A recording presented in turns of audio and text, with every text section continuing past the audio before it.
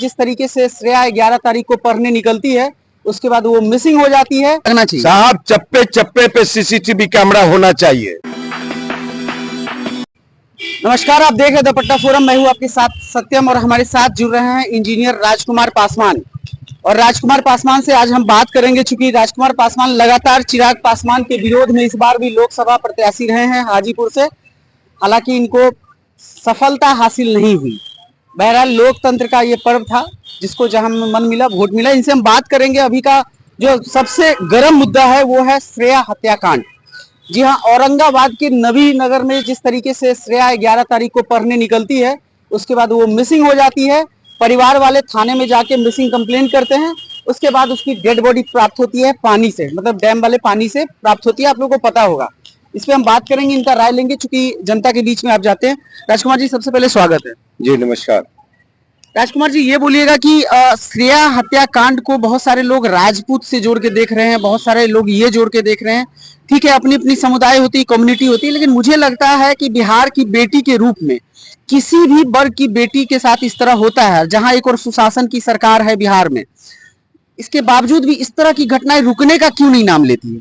देखिए, बेटी श्रेया की जो हत्या हुई है, इस हत्या साजिश में जिनकी भी संलिप्तता है वो एसआईटी गठन होना चाहिए, दूध का दूध पानी का पानी होना चाहिए। लेकिन जो लोग एक जाति विशेष से जोड़ के देख रहे हैं, जो लोग धर्म से जोड़ के देखते हैं, तो उनसे मैं पूछना चाहता हूं कि भाई मेरे ये बताओ कि बेटी की कोई जाति होती है क्या? बिल्कुल नहीं। बेटी की कोई जाति अगर होती है तो बता दो मुझे।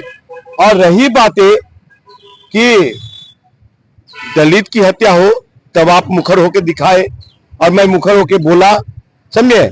आप लोग आगे आके मीडिया साथी लोग बोलते हैं मुजफ्फरपुर में एक दलित बेटी को हॉस्टल में करंट लगा के मार दिया, मेडिकल की छात्रा थी, उसमें आप लोगों ने दिखाया, उसमें मैंने बोला।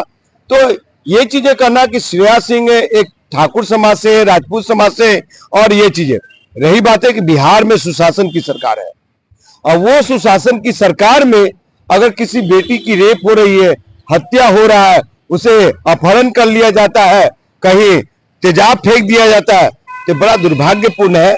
इसमें कहीं ना कहीं कानून लचीला है, कानून अपना काम नहीं कर रही है। और आपको बता दूं कि हाजीपुर से मैं चुनाव लड़ता हूं।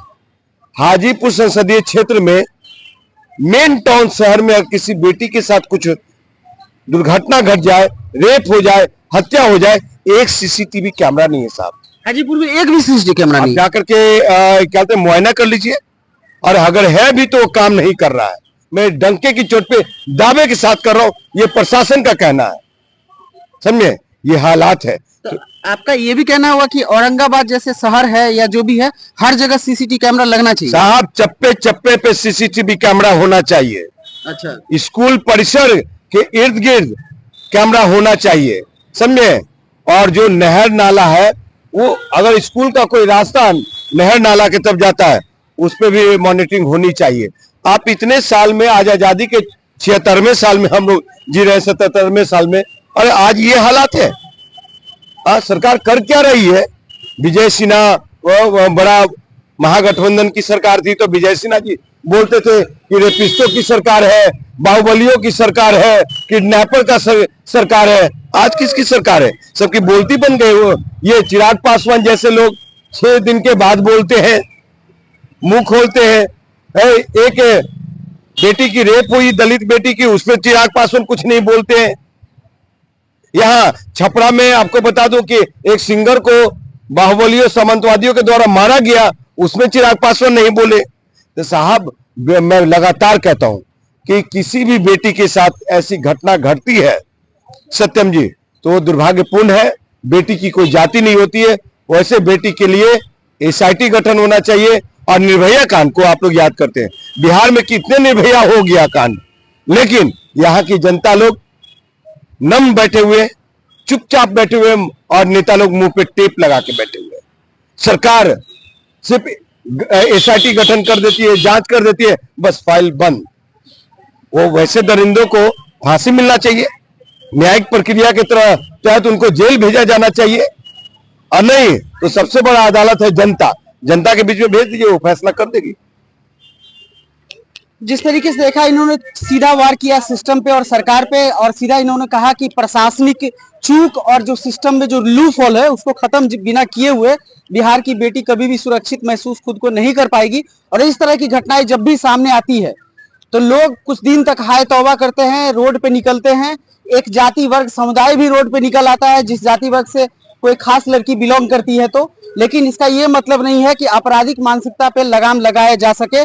इस तरह के प्रदर्शन से कुछ होता नहीं है, अमूमन देखने को यही मिलता है। लेकिन इस पर आप लोग की जो प्रतिक्रिया होगी, किस तरीके से सिस्टम को दुरुस्त किया जाए, आप अपने विचार हमारे साथ साझा कीजिएगा। फिलहाल के लिए इतना ही।